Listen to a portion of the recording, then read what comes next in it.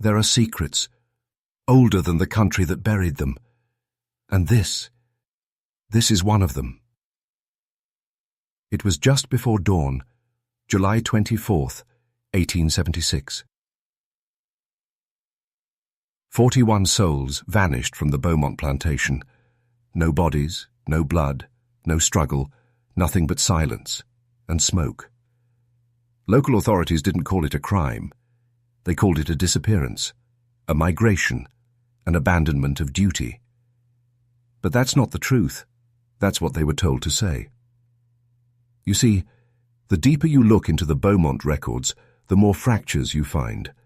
Letters sealed in walls, journals buried beneath the chapel floor, ledgers rewritten in 2 different hands. This was not an accident.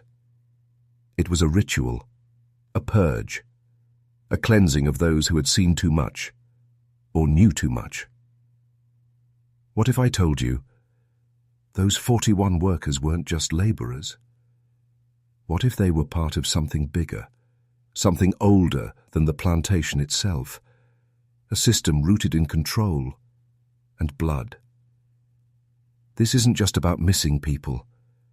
This is about an invisible war, one you were never meant to see, one fought not with guns, but with silence, symbols, and secrets. Because the Beaumont Plantation wasn't just a farm, it was a node, a point in a grid of forgotten estates, each with a history of vanishing laborers, each one perched on fault lines of American Reconstruction, Freemasonic ritual, and buried European aristocracy. What you're about to hear has been buried in footnotes, erased from public records, and shrouded in folklore. But it happened. And you're going to see it. You were taught to trust history as a straight line, weren't you? But what if it's a spiral, repeating itself with every generation? And what if that spiral always starts with a disappearance? This story is not just history. It's a map, a cipher, a mirror. So I want you to remember something as we go deeper. Every system built to control you began as a lie wrapped in the illusion of safety. The story of Beaumont is the unraveling of that illusion. And by the time we reach the end, you'll realize you've heard this story before. Not from a teacher, not from a book, but in your bones. Because some truths live inside you even before you hear them. And tonight, we drag one of those truths into the light. They say the first to vanish was Samuel Rutledge. Not the youngest, not the weakest, the most respected. A former slave turned supervisor, Samuel had been entrusted by Jeremiah Beaumont himself to oversee the daily operations of the fields. He was the bridge between the workers and the estate. He knew every name, every face, every tension brewing beneath the surface. But what most don't know is that Samuel kept a ledger. Not the plantation's official records, those were clean, pristine, and lies. Samuel's ledger was personal, coded, hidden beneath the floorboards of cabin 4, next to a pouch of dried tobacco leaves and a rusted revolver with 2 missing bullets. That ledger detailed strange events in the weeks before the disappearance. Animals refusing to enter the chapel grounds. Workers complaining of whispers at night from beneath the earth. A man in grey, tall, faceless, seen in the tobacco rows at sunset, always vanishing when approached. And a warning etched crudely on the wall of the smokehouse. It comes when the roots drink blood. Samuel had written in his final entry, dated July 22nd, "They're marking us, the old ways. I saw the symbols in the chapel cellar. This land isn't cursed. It's fed. Fed." The word repeats over and over, as if scrawled in a frenzy by a man who finally understood the cost of what had been planted here. Not just tobacco, but obedience, fear, silence. You see, plantations like Beaumont weren't just economic machines. They were psychological laboratories. Centuries before MK Ultra and mind control experiments, The elite had already perfected their methods. Isolate, indoctrinate, divide, reward compliance, erase memory. And when all else fails, erase the body. Samuel had begun to awaken, and that made him dangerous. Because systems like these, they fear awakening more than rebellion. A rebel you can kill, but a man who sees, he's contagious. That's why Samuel had to vanish first, and when he did, the others followed, not out of fear, but because they were taken by something older than slavery, older than the plantation, older than America itself. We are taught to see history as progress, but what if it's not? What if it's a loop, a ritual repeated across generations? And what if you're part of it? This is not just a story of one man's disappearance. This is a story of the system that disappears men. And now it's your turn to decide. Do you keep listening? Or do you go back to sleep? They called it the meeting house. On the surface, it was just a modest wooden chapel, whitewashed walls, dusty hymnals, and a creaky pulpit where traveling preachers would deliver sermons to the plantation workers twice a month. A place of worship, a symbol of hope. But what stood above ground was only the mask. What lay beneath was the mouth of something far more ancient. There was a trap door behind the altar, hidden beneath the worn rug no one was allowed to step on. Locked tight with an iron bolt shaped like a serpent devouring its own tail, the Ouroboros. A symbol that doesn't belong to Southern Baptists. It belongs to secret bloodlines, ancient priesthoods, and systems of psychological domination disguised as faith. The letters found in the wall of Beaumont Manor describe how one worker, a boy named Elijah, snuck beneath that trapdoor in the dead of night, daring, foolish, curious. What he found was a stone staircase carved deep into the limestone earth, leading to a chamber built not by the plantation, but long before it. Older than Kentucky, older than America. A pre-colonial construction etched with symbols not from the Bible, but from Babylon, Carthage, and even Sumeria. At the center of the chamber was an altar, stone, cold, stained. Above it hung 41 names, not etched in chalk or paint, etched in blood, the same number as the vanished. You see, plantations like Beaumont were not just agricultural engines, they were sites of energy harvesting. Not just tobacco, not just labor, but life force, ritual sacrifice buried beneath the facade of Christian piety and economic productivity. And those 41 workers? They weren't just victims, they were offerings. Offerings made to preserve the illusion of prosperity, to keep the land fertile, to ensure the control grid remained intact. When Elijah tried to speak of what he saw, his tongue was cut out. That's no metaphor. It's recorded in a hidden court document filed by the town apothecary, sealed under the Mental Disturbances Act of 1876. And what of the chapel? It burned mysteriously 2 weeks after the disappearances. Lightning strike, they said. Not a single drop of rain fell that night. Coincidence? No. Purge. We are taught to separate church from state.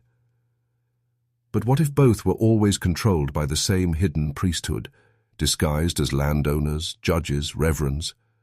What if the real religion of power isn't salvation, but control? And if that's true, what gods do the powerful still worship in secret? They called it fair work, wages, food, shelter, a better life. But the contracts signed by the 41 weren't written in law.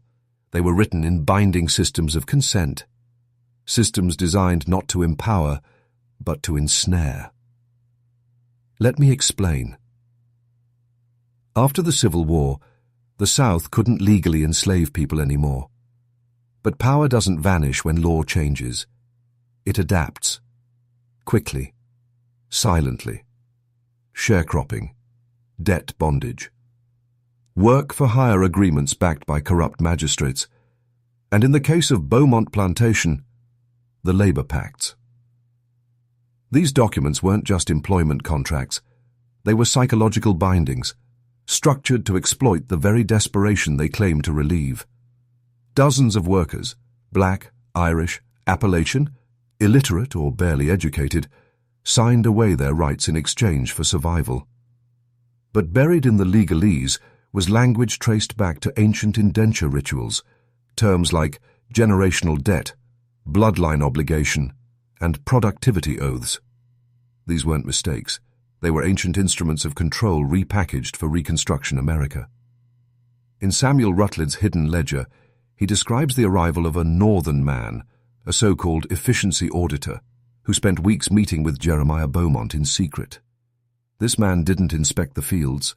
He inspected the minds of the workers, observed habits, noted weaknesses, recommended cognitive incentives. What kind of auditor tracks a man's dreams? There's a name that appears repeatedly in the background of these records: the Ashworth Trust. Not a bank, not a business. A shadow fund founded in 1832 by a group of elite families. Their mission? Not profit. Engineering obedience, across plantations, prisons, and later public schools and psychiatric wards. And guess what? One of the original founders of the Ashworth Trust was a man named Augustus Beaumont, Jeremiah's uncle. This wasn't just a plantation. It was a test site, a lab. And the contracts the 41 signed were not about work. They were about ownership of will. Because when you sign something you don't understand, when you're convinced it's your choice, when the system teaches you to smile as you're shackled, that's the highest form of control. And here's the part that should unsettle you. These contracts didn't die in 1876. They evolved. Today they look like job applications, school handbooks, social media terms of service. But the effect is the same. Consent to confinement. Freedom, they say, is a choice. But what if your choices were manufactured before you were even born? And if so, whose dream are you living in? They said the tobacco grew too well that year. Leaves broader than ever. Stalks that bent heavy with weight. Lush, rich, unnatural. Farmers in neighboring counties were baffled. Their crops struggled, plagued by drought. But Beaumont's fields, they thrived. But here's the thing no one wanted to say aloud. The tobacco had changed. The workers noticed first. They whispered that the plants bled when cut. A red sap, sticky like coagulated blood, oozed from the stems, only at night. And beneath the soil the roots twisted like veins, pulsing, as if they were feeding. Feeding on what? After the disappearances, an unofficial search party of locals dared to return to the plantation. They found the fields eerily quiet. No birds, no insects, no footprints. Just one thing. The rows of tobacco now grew in the shape of a spiral, rotating inward toward the old chapel site. Nature doesn't do that. This wasn't agriculture. It was ritual geometry, a design meant to channel energy. But energy from what? Buried beneath the tobacco fields, archaeologists decades later discovered a network of stone alignments, megalithic, pre-Columbian, aligned with star constellations. At the center of the spiral was a shallow basin, and what appeared to be a mass grave, long looted and sealed. But here's the part they left out of the reports. Every skull recovered had been drilled precisely at the center of the forehead. Not crude violence, surgical, symbolic.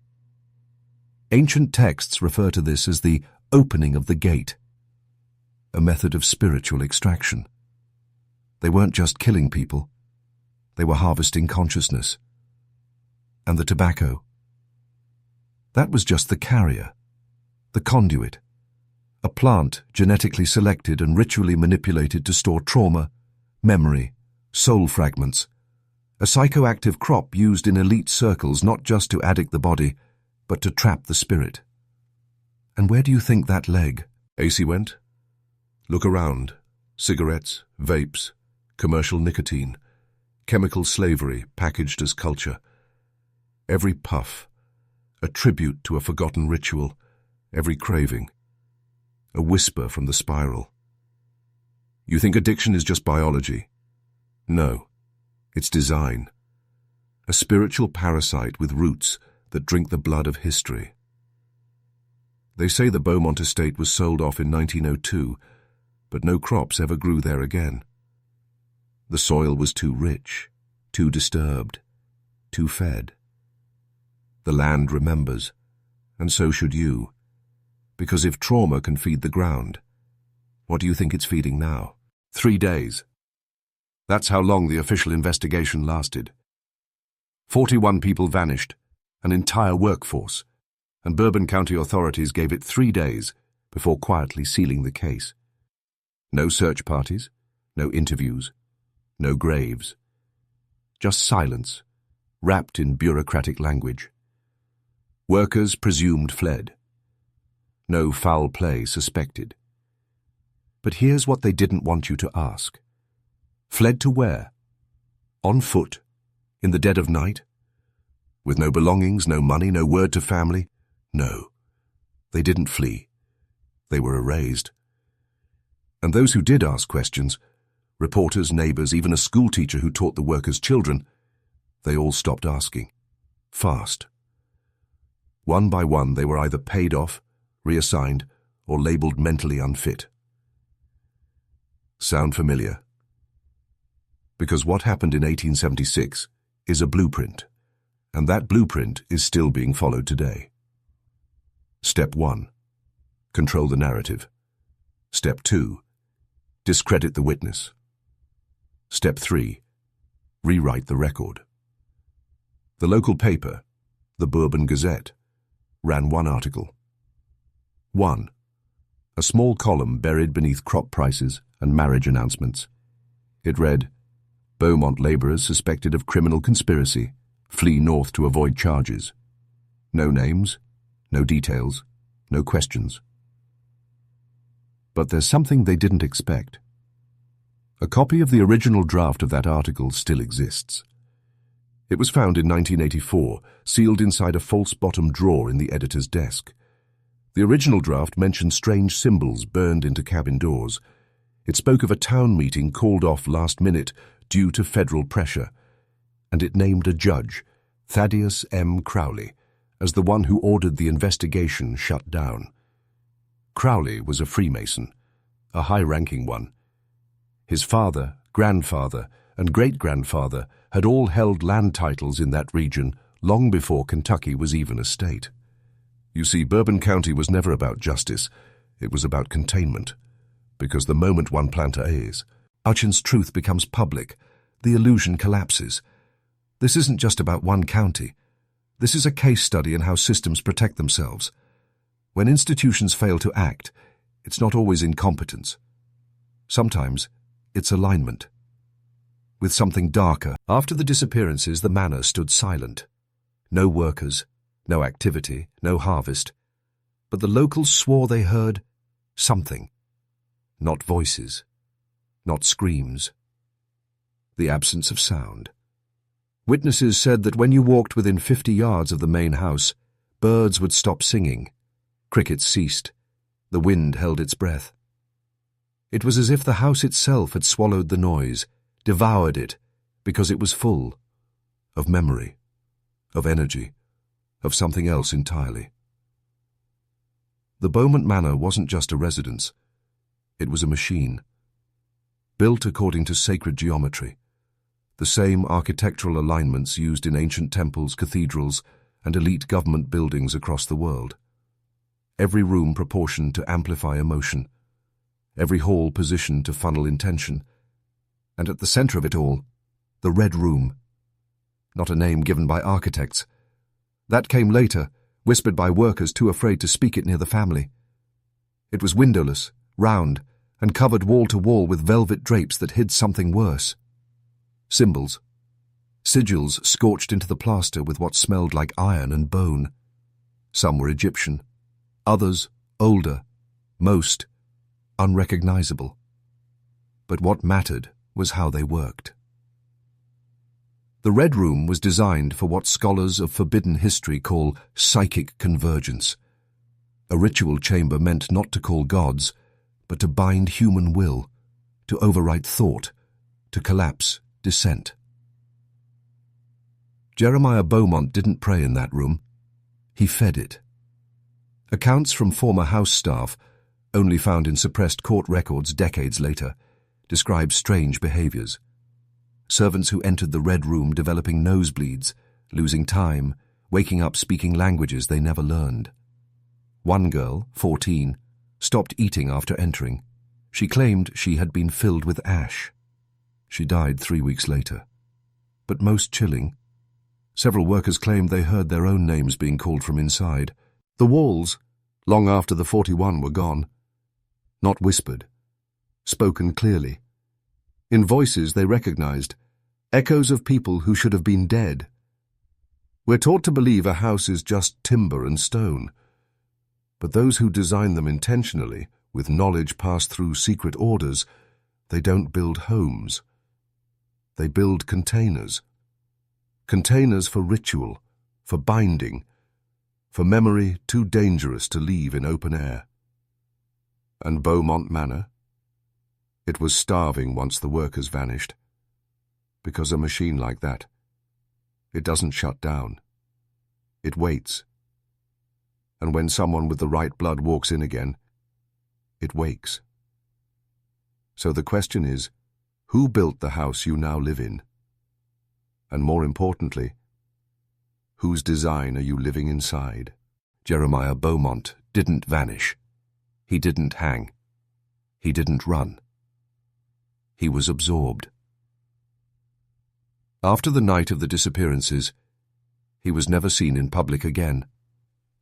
Not even at the estate sale in 1902, when the plantation was broken into parcels and auctioned off to distant buyers. Witnesses say an old man, pale, motionless, watched the proceedings from the upper window of Beaumont Manor, never blinking, never speaking. But according to a recovered family diary, one the Beaumont descendants deny exists, Jeremiah never left that house, because he couldn't. He'd become the final key in a ritual that required not just sacrifice, but bloodline continuity. You see, Jeremiah wasn't just a man managing a plantation. He was the last male of a sacred lineage, a European bloodline tied to pre-Merovingian priesthoods, a line that carried rights, not names, and the Beaumont estate.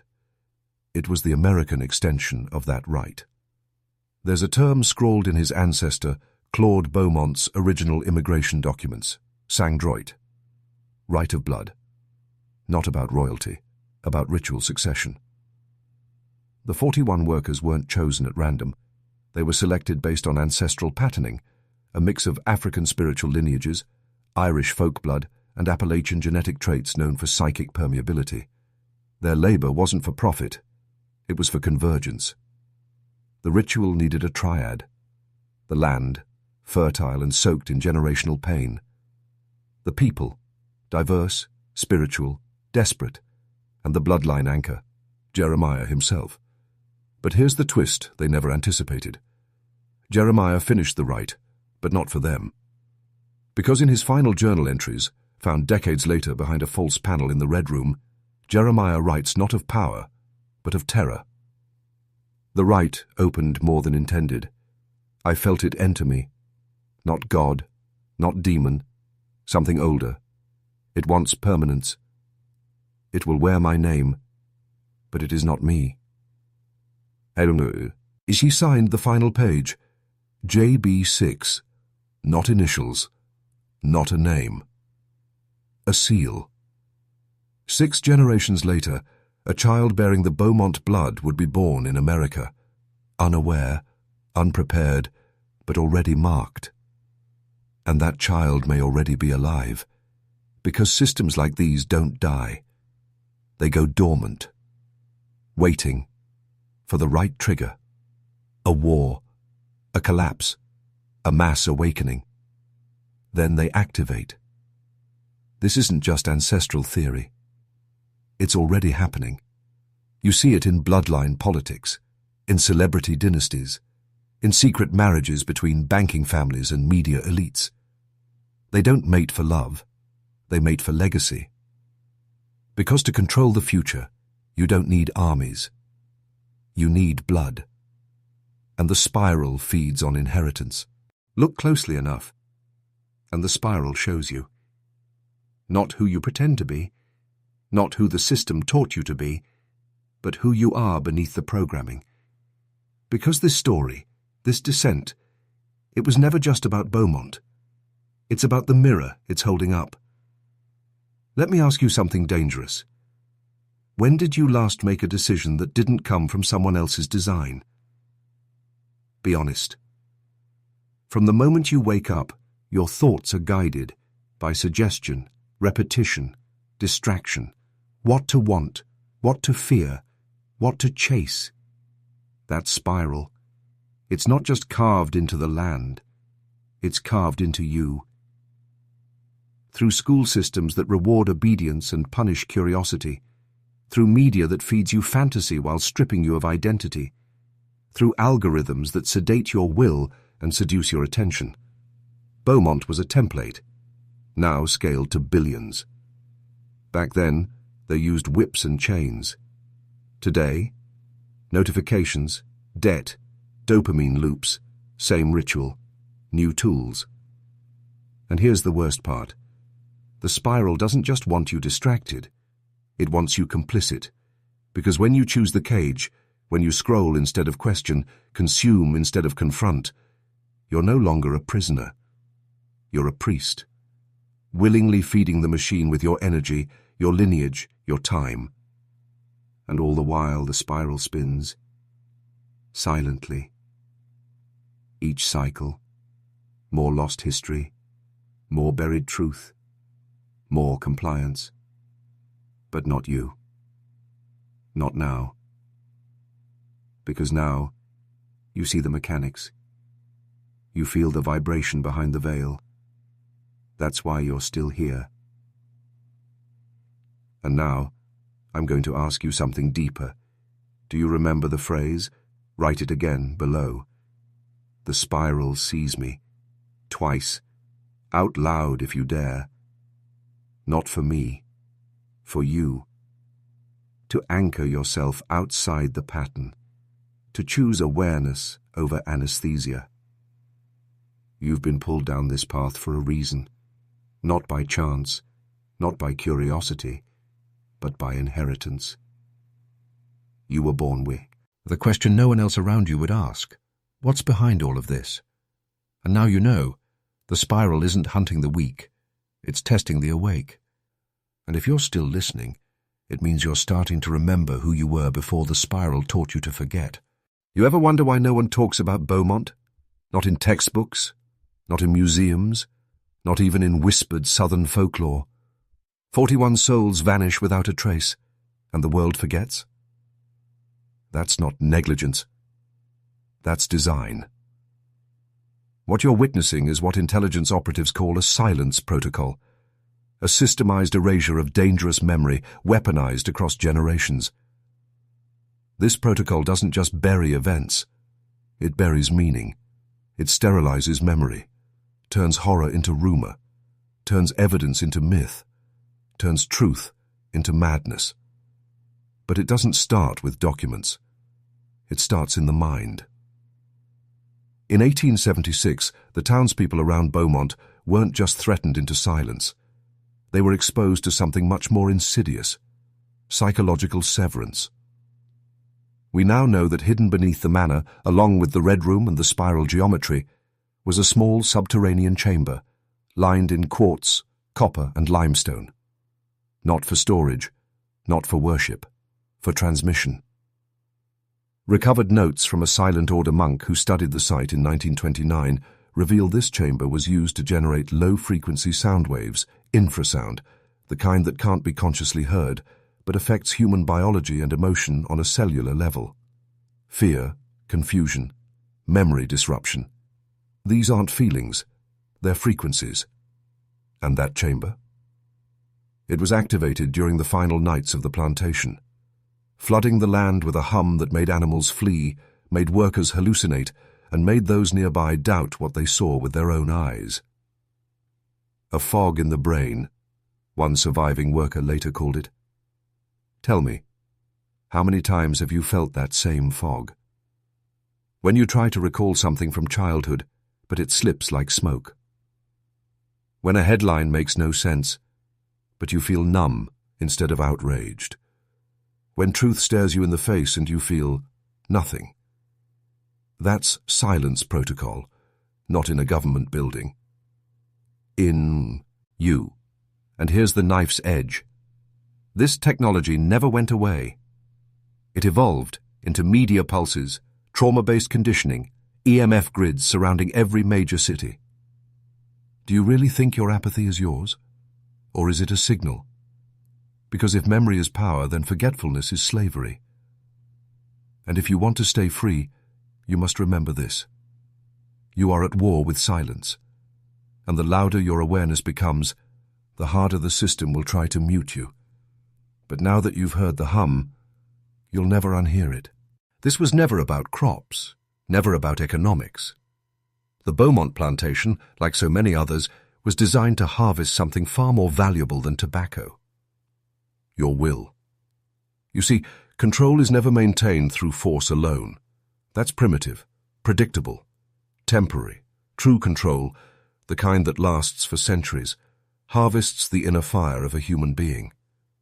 That invisible force inside you that chooses, resists, creates, loves, fights. When that will is broken, bent, redirected, what's left? A vessel, a shell, a worker. Now understand this. The 41 didn't simply vanish. They were ritually broken.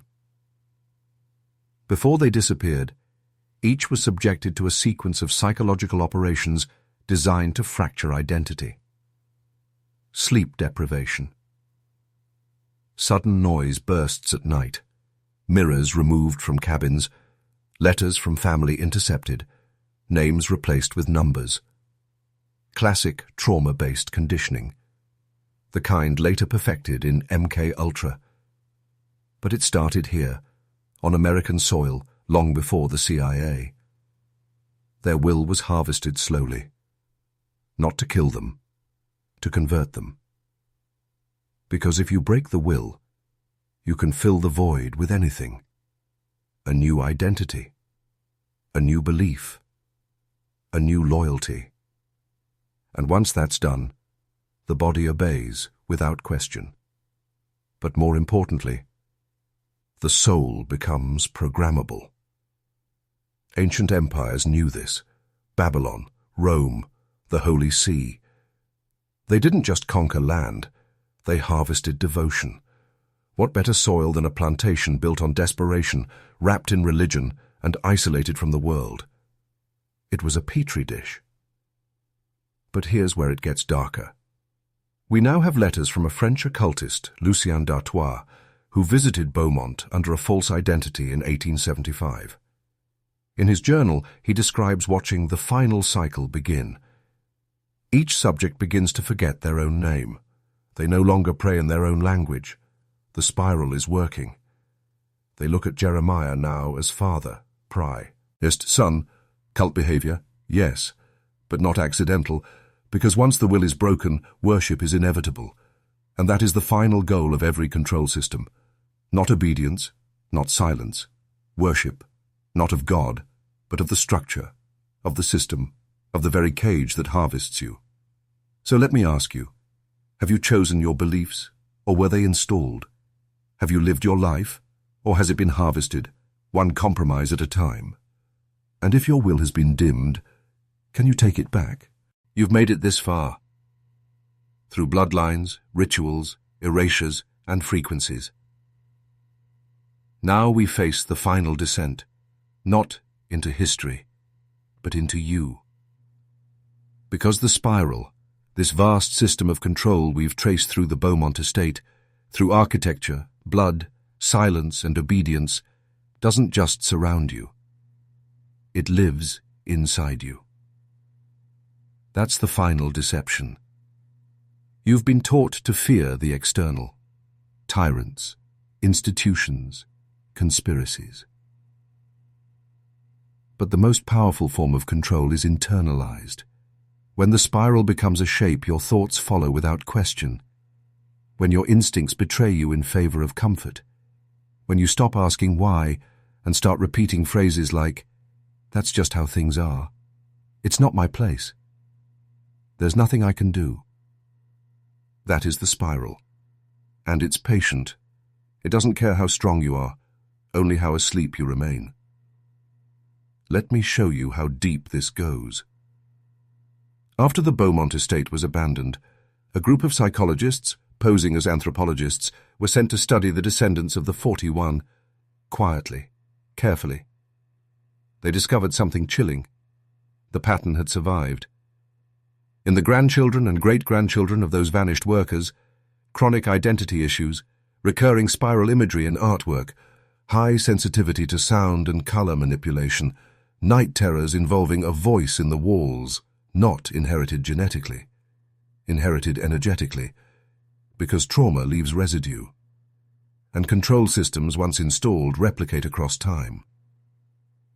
Your own life may feel distant from 1876 Kentucky, but you're still inside a plantation of the mind. You clock in, you clock out. You're given just enough to survive, but not enough to awaken. You're distracted, divided, sedated. And worst of all, you were taught to call that freedom, but if you're still watching, it means something inside you is already shifting. A fracture in the pattern, a rupture in the spiral. That's not weakness. That's your original will, the fire you were born with, trying to burn its way back to the surface. Now listen closely. You are not powerless. You are not a victim. You are a forgotten weapon, an heir of the fire they tried to extinguish with fear, repetition, and shame. And what you choose to do with what you now know, that defines the man you become. Not in theory, in action. Because if the spiral lives in you, so does the blade that breaks it. You've walked the spiral, felt its coils tighten around the throat of history, around your own memory. And now, at the center, you face the final gate. But here's the truth. No one dares say aloud. There is no rescue coming. No institution will save you. No revolution. No disclosure. No hero. Because the spiral was never meant to be broken from the outside. It requires someone within to awaken, and then to choose. So here's what they never wanted you to realize. The 41 at Beaumont, they didn't all vanish. At least, not in the way you've been told. One escaped. A girl, 17. Her name was Isabel Vance. You haven't heard of her because they scrubbed her from the records. But her journal was found, buried in a tin box beneath a sycamore tree 2 miles from the manor. In it, she wrote, "They tried to erase me, but I saw it before it swallowed me whole. The machine, the spiral. It wants silence. It wants surrender. But I remembered my name. I remembered myself. That was enough to shatter it even for a moment." She fled into the forest, wounded but free. And every year until her death, she returned to the outskirts of the old plantation ruins and carved one symbol into the bark of the trees, an open eye, not as a warning, as a signal.